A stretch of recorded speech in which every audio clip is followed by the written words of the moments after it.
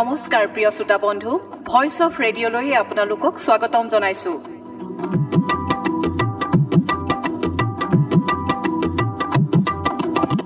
আৰম্ভ কৰিবলৈ লৈছো পুৱাৰ ৰেঙনি।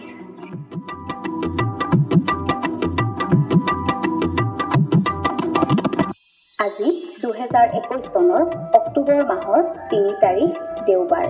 অসমীয়া লেখেৰে 1943 শকৰ আহিন মাহৰ 16 দিন। দিনটো গ্ৰেগৰিয়ান বৰ্ষপঞ্জীৰ অনুসৰি বছৰটোৰ 276 সংখ্যক দিন। বছৰটো শেষ হ'বলৈ আজিৰ দিনটোৰ পৰা মুঠ 89টা দিন বাকী আছে। আজি দিনটোৰ সূৰ্যোদয়ৰ সময় হ'ল পুৱা 5:31:25 আৰু সূৰ্যাস্তৰৰ সময় হ'ল আবেলি 5:20:24।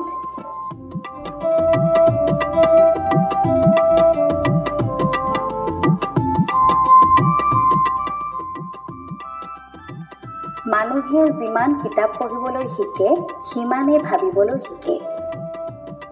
এই কথাষাৰ কৈছিল পণ্ডিত জৱাহৰলাল নেহৰুৱে।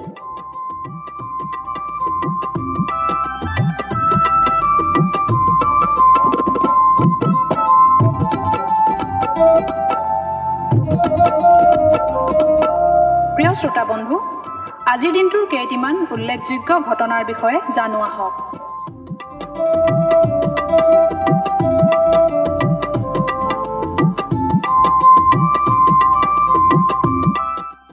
2010 চনৰ আজিৰ দিনটোতে দিল্লীত 19 সংখ্যক কমনৱেলথ গেমছ শুভাৰম্ভ হৈছিল।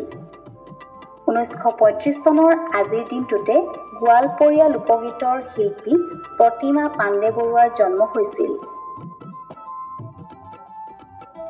1949 চনৰ আজিৰ দিনটোতে ভাৰতীয় চলচ্চিত্ৰ নিৰ্মাতা, পৰিচালক তথা চিত্ৰনাট্য লেখক জে.পি. দত্তৰ জন্ম হৈছিল। 1867 চনৰ আজিৰ দিনটোতে চিলাই মেচিনৰ আৱিষ্কাৰক আমেৰিকান অভিযন্ত্ৰা ইলিয়াছ হুৱেৰ মৃত্যু হৈছিল। 1896 চনৰ আজিৰ দিনটোতে ইংৰাজ কবি সাহিত্যিক উইলিয়াম মৰিছৰ মৃত্যু হৈছিল। তেখেতৰ জন্ম হৈছিল 1834 চনত।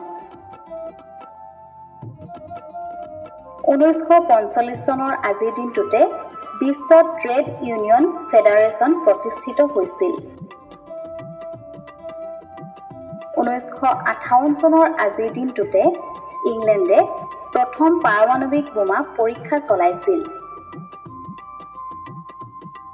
1978 চনৰ আজিৰ দিনটোতে বিশ্বৰ দ্বিতীয় আৰু ভাৰতৰ প্ৰথম টেষ্ট টিউব শিশুৰ জন্ম হৈছিল। 1980 চনৰ আজিৰ দিনটোতে বাংলাদেশৰ স্বাধীনতা দিৱসক জাতীয় দিৱস হিচাপে ঘোষণা কৰা হৈছিল।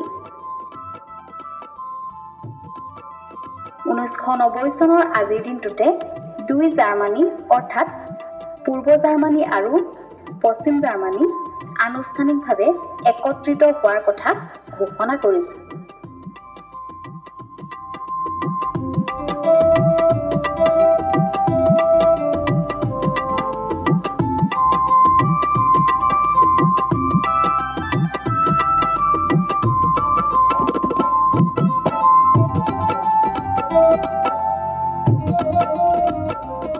প্ৰিয় শ্ৰোতা বন্ধু, এই চেনেলটো ছাবস্ক্ৰাইব, লাইক আৰু কমেণ্ট কৰিবলৈ নাপাহৰিব।